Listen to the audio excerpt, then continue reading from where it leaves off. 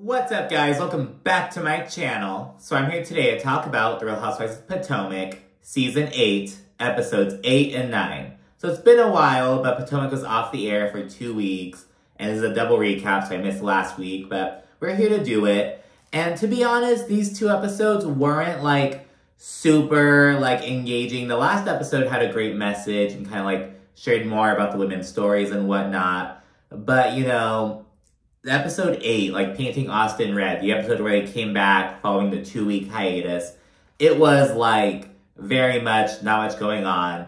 People are over the Austin trip, and Essence also went into the Housewives of Potomac recently. They kind of, a little scathing critique on them. I'll get into that in a Housewives News and Memes video. But yeah, we're here to talk about it, get caught up with Potomac, and just kind of do our thing. So be sure to like, comment, subscribe, and let's jump right on into it. So it's day 3 of the Austin trip. Giselle and Ashley, they're setting up for Karen's triple 20. It seems like Karen, her birthday is the only one that's, celebrated, on the show. I don't fucking know. Well, was Mia's birthday celebrated in Miami? No, I think she just, had the trip. Has anyone's birthday ever been celebrated on the show aside from Karen's? I don't know. But yeah, so they're doing that. They're gonna have a little painting party. Before the other ladies arrive, Ashley tells Giselle that her mother is still with the same loser who, fucking had her living under an overpass and shit. He's, not financially reliable. He never has been. He used to cheat on her. They've been together since Ashley was, in high school. She just refuses to leave him, one of those kind of situations. And Ashley says that she hasn't been to her mother's new place in 2 years because, she wants nothing to do with that guy. And I wonder how that factors into her relationship with, I think Ashley has 2 siblings. I think she has a brother who we've seen on the show a couple times. I think she has a sister as well. I think the sister is for sure that guy's daughter. I don't know if her brother, if they have the same dad or if he has a different dad. I'm not sure. But I wonder how that factors into her relationship with her sister. I don't fucking know. But yeah, talking about that. And the other ladies, meanwhile, they're down by the pool in 2 groups of 3. It's Karen, Candace, and Wendy at the bar, and Mia, Nneka, and Robin over by the pool. And the latter group is kind of discussing the shrine shit about Wendy and whatnot, while the other group is talking about how Wendy's mother is hospitalized. She had a 10-minute procedure, so Wendy's talking about that and everything. And Wendy says that Nneka's commentary was so triggering because of her mother being in the hospital. But Candace thinks that this is unfair. She's these are separate situations. And not for nothing, it was a 10-minute fucking procedure. Now, I know there are a lot of, procedures that are, they're, quick, you know what I mean? The amount of time where a doctor's doing something is pretty quick, but, you have to gear up for it and recover still. So I get it, plus her mother's a bit older, but it's a 10-minute, it's girl, calm down. You know what I mean? Honestly. We then get some paint party antics where ladies all try to, draw Karen or, paint their representation of Karen or whatnot. Nneka's is terrible. Comically fucking bad. Robin got a good laugh at everyone she drew, the fucking verified check mark. Just, different interpretations of Karen, essentially. This is all about Karen. But, well, I guess these 2 episodes are mostly about Karen. Mia factored in heavily into the 2nd episode. But we'll get to that in a second. After singing Karen happy birthday with some apple pie, of course, they head back to the hotel and they get dressed for dinner and a drag show. At dinner, Ashley brings up the issue between Candace and Robin at Chicken Shit Bingo. And Ashley says, well, Candace, considering all the shit you were talking about Robin, earlier this year, the fact that you were so emotional and remorseful just didn't really make sense. And, Candace was fucking over it. She's fucking, sending daggers at Ashley with her eyes. She says, she basically dismisses Ashley. And Ashley's look, if I have something to say, I say it to the group. You say it to the internet. And, I noticed that a lot of a lot of housewives don't even use Twitter that much, to be honest. Candace is, the exception to the rule, but, I will say Candace does pop off on social media. And this isn't a defense of, the Green-Eyed Bandits or whatever the fuck. But it's just kind of saying a fact. Candace pops off on social media. The others do not. There's really no other way. Now, whether you feel it's justified that Candace does that or blah, blah, blah, that's different. But Candace is the only one who does that shit. You can't fucking deny it. And at that point, because remember, this whole thing is about Candace's issue with Robin and whatnot, Robin chimes in and she tells Ashley that what Candace has done and said about her is unforgivable. And, you know, Candace addresses Robin at that point, and Robin, she's kind of icy. She kind of tries, like, ignoring her a little bit. Then they go back and forth. Candace says that Robin is trying to play the victim. But Robin's like, I'm not playing the victim, but the reality is that no one sitting at this table should weaponize social media against each other. And Candace, she's like, the line is always moving. You can't be like, oh, like, the rules suddenly change because I use social media. Because you guys, you weaponize things against me and my husband, blah, blah, blah. And it's like, but these are different, like, mediums. Like, so Candace feels like they're bringing shit up against her and Chris. So she should use social media and, like, fucking open fire on them. But it's like, well, bring shit to the table about them, Candace. I don't know. It's like, but at the same time, she doesn't have to play by their rules. But it's kind of like, the line is always moving. They don't use social media. You're the only one who does that. I don't know. I don't get it. I can get how Candace can be, like, frustrated. You know what I mean? Like, where it's like, everything that she does is seemingly critiqued or they get away with shit. But no, we all dragged Giselle all last year for what she did to Chris Bassett. Like, and you probably deserve to be dragged for how you're, like, you know, oh, Robin, you fucking suck. You're a fraud. You left the show. Oh, Robin, I miss you. We're best friends. Girl, like, pick a fucking side. You know what I mean? It's like, Candace is not above criticism. And at that point, Robin's like, I'm fucking over this shit. She gets up from the table. The others are kind of discussing the situation as she's gone. And she calls Juan. More specifically, she FaceTimes him because she's like, what's wrong with your FaceTime? Why isn't your FaceTime working? He's like, oh, I don't know. And she asks what he's doing. He's like, oh, I'm doing laundry. Well, it's so weird, so sketchy. It's like, you know what I mean? But anyways, she kind of calls up Juan and she tells him about how, oh, Candace is trying to talk to me, but, like, I don't want to hear it. And Juan tells her, oh, Robin, you should be the biggest person for once and hear her out. And it's like, you asshole. And Robin just, like, hangs up on him. And it's like, why are you in this miserable relationship with someone who doesn't fucking like you and doesn't support you? Like, it's sad. It's pathetic. Like, Robin, at your big-ass fucking age, are you kidding me? You know what I mean? So, yeah. Candace then gets upset when Giselle, Mia, and Ashley get up to check on Robin. It's like, what the fuck do you expect, Candace? Like, I don't know. They all then say that Candace will not take accountability. And Wendy encourages Candace to have a one-on-one with Robin. And then back at the table, Giselle gives Karen a lap dance. It's her birthday, of course, a triple 20. And Ashley gives her a kiss. Like, a kiss on her cheek. But Karen's like, oh, not in the mouth, not on the lips. But she gets a kiss on the cheek.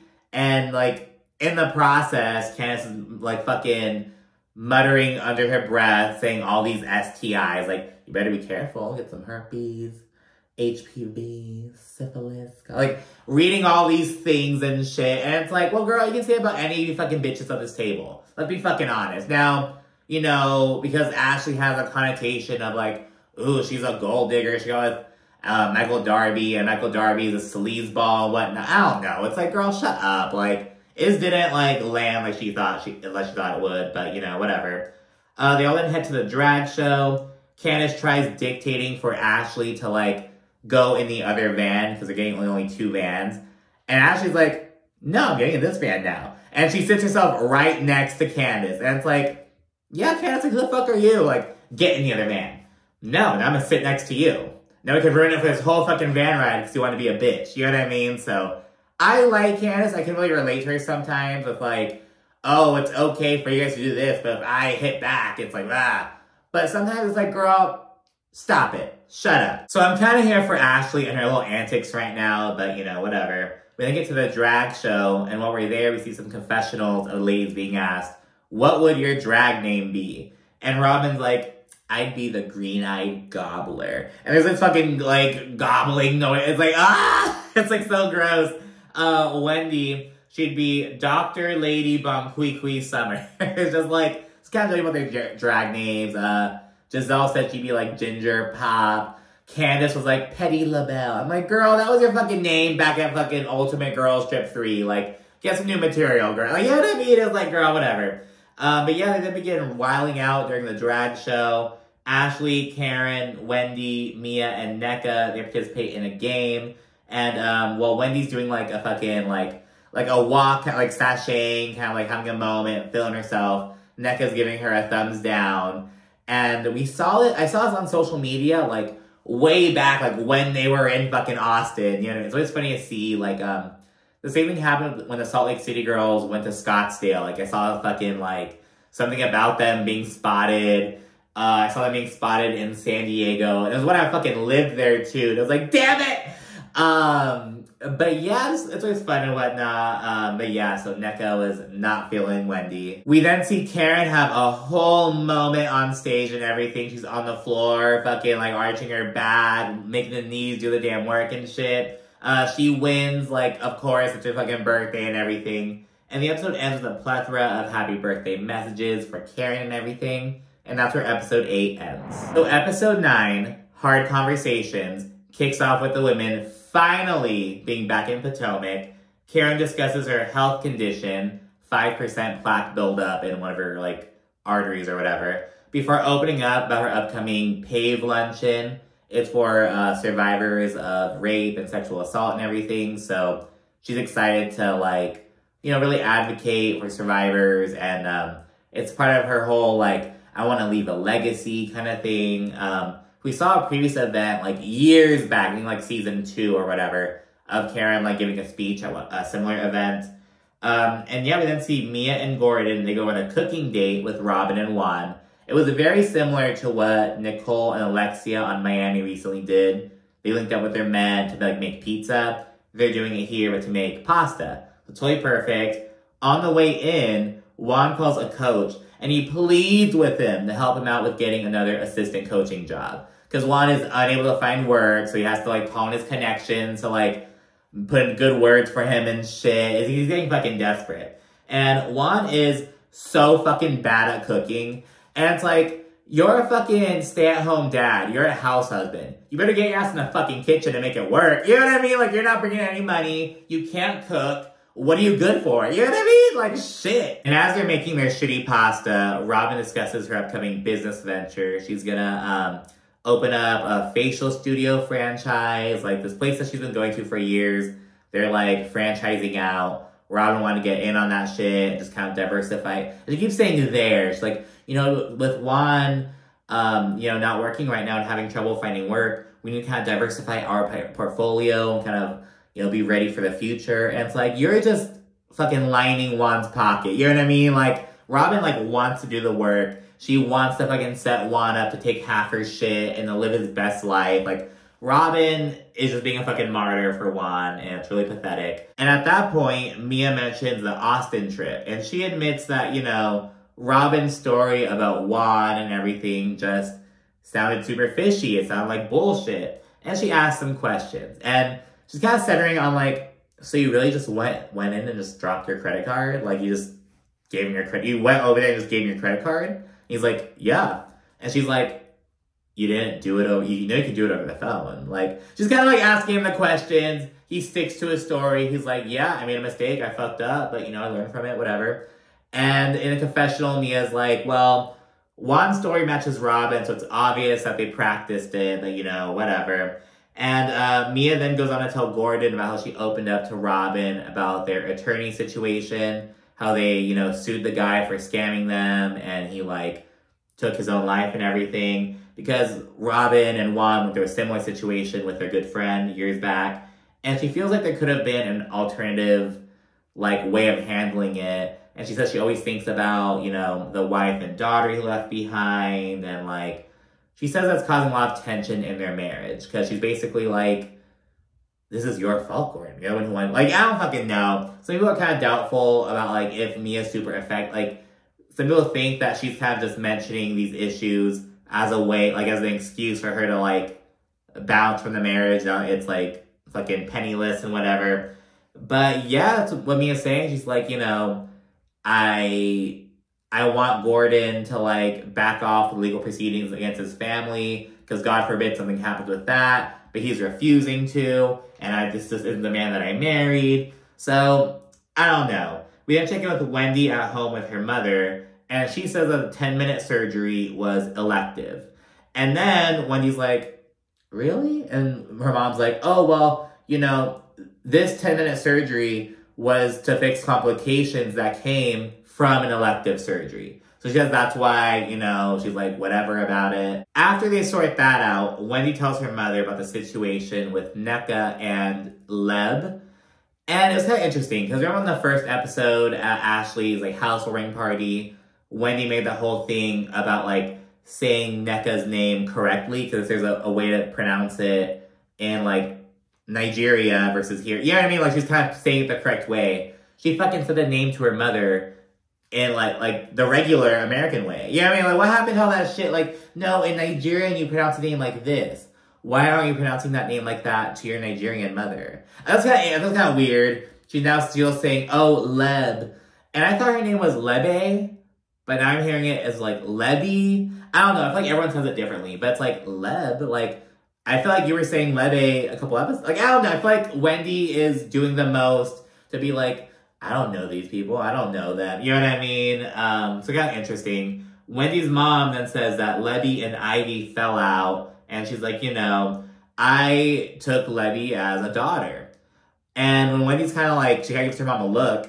And her mom's like, well, you know, the way she latches onto us, some think that she's one of my daughters. It's so fucking weird. It's so rehearsed. It's like Wendy's trying to get her mom to, like, say certain things, but her mom's kind of dropping the ball and correcting herself afterwards.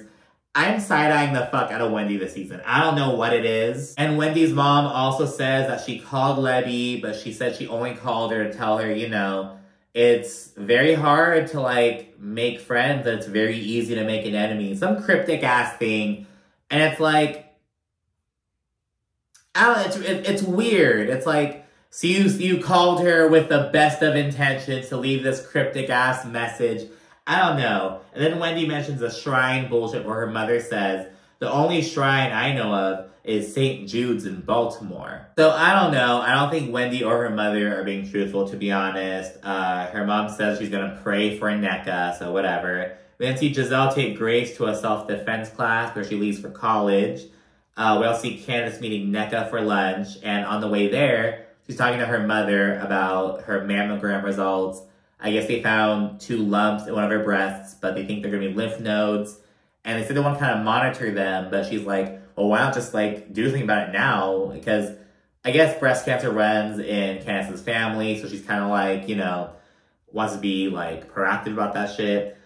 During lunch, Candace delves into Nneka's situation with Wendy and everything. And Candace tries offering Nneka some advice about how to, like, move on and whatnot. She's like, you know, if you don't like what someone's saying, you can't just call them a bitch. The production plays a clip of Candace, like, not taking her own fucking advice, you know what I mean? So just kind of calling her out and whatnot. And yeah, Nneka thinks that she and Candace, if, like, it weren't for her bullshit with Wendy, they would have, like, a full-fledged friendship. But she's kind of like, you know, we have to take it kind of slow and see what's up. I feel like Candace is kind of wary of me, and, you know, and Candace kind of confirms this, and she says, I feel like I have to walk on eggshells a little bit because I want to respect Wendy and her feelings. But in spite of these reservations, Candace says that she and Nneka have some similarities because she's like, you know, I had my IVF stuff. Nneka, she's like, you know, been trying to conceive for like 7 months now. So they kind of like, she sees like the opportunity, but she's kind of like hesitant. But they did meet up for a one-on-one, so that's saying something. That's the day of Karen's PAVE event. And as Mia's getting ready for it, she expresses to Gordon that she feels kind of nervous because, you know, there's some unresolved trauma and she doesn't want to, like... She's kind of, like, nervous about, you know, attending. She's kind of anxious. Everyone pulls up in support, though, even the people who aren't really getting along and everything. Karen gives a speech ahead of a really emotional musical performance, and during the performance, we see confessionals of Robin, Candace, and Ashley opening up, kind of saying, you know, their past experiences and how later on they realize, no, that was sexual assault. You know what I mean? Like, just like opening up about that. And during the performance, Mia gets really emotional and leaves the table. Ashley goes to check on her, and Mia opens up about her own experience, and she says that, you know, she thinks that she harbors a lot of anger towards Jacqueline. That's why she's kind of a mean friend to her sometimes because Jacqueline like left Mia with her boyfriend, with Jacqueline's boyfriend, and he sexually assaulted Mia. And, you know, but Mia's like, she had no idea that was going to happen. It's not fair to her for me to have that resentment. She really opens up as she's talking to Ashley, getting really emotional, getting it all out. And they return back to the table. Karen acknowledges that, you know, the event was, like, successful. She feels like they really helped get the word out and just kind of sound the alarm and kind of prepare everyone. Giselle's really grateful for it because she's like, you know, Grace is going off to college. The twins are not too far behind her. I need to equip him with all the information that I can, just keep him safe and everything. So that's it for the past 2 episodes of Potomac. Be sure to like, comment, subscribe, and stay tuned for more. Thank you so much for watching. Bye.